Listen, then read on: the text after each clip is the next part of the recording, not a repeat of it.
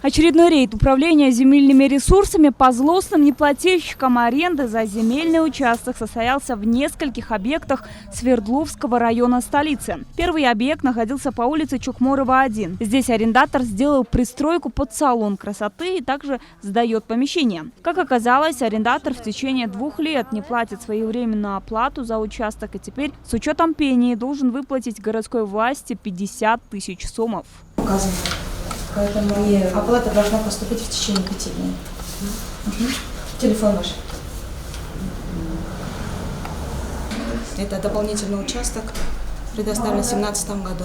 Заключен договор аренды. А до этого какие-то предупреждения были, да, в адрес? Предупреждения, да, ежеквартально направляются.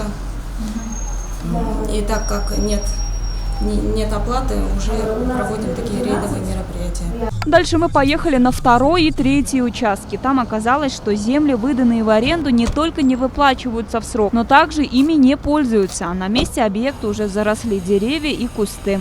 Но несмотря на то, что участок не освоен арендатором, это не освобождает его от выплат. Как сообщили в управлении земельными ресурсами мэрии города Бишкек, на сегодняшний день в аренду столичные земли выдают сроком на 3-5 лет с возможностью продления. Сумма арендной платы зависит от его местоположения.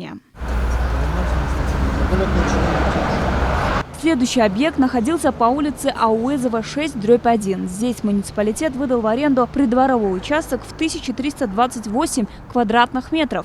Арендатор не выплачивает уже как 5-й год и теперь должен муниципалитету 207 тысяч сомов. На месте самого арендатора не оказалось, но Домком связала представителей УЗР с неплательщиком. Юридически в документах арендатор значится как ОСО «Алтай-Эль». То, что вы в прошлом году оплачивали, вы просто предыдущие оплатили.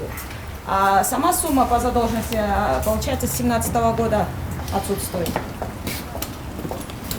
210 тысяч порядка будет.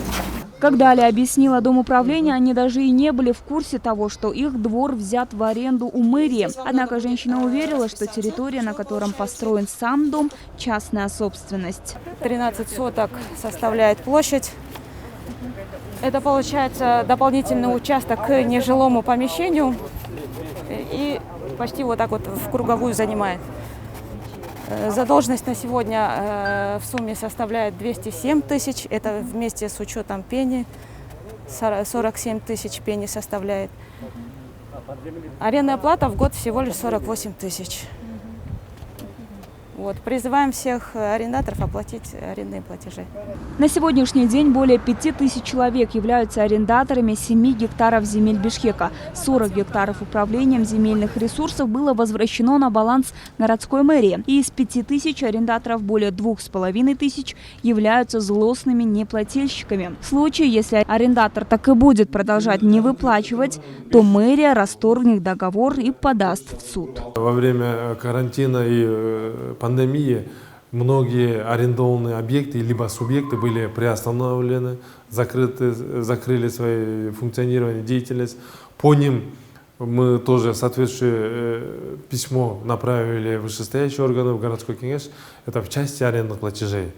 На сегодняшний день мы по таким объектам ни в коем случае никаких мер не принимаем, потому что мы все понимаем. Отметим, что УЗР проводит регулярные рейды по городу и возвращает столице от арендаторов по несколько миллионов сомов. Управление просит всех граждан добросовестно выплачивать аренду за использование муниципальных земель.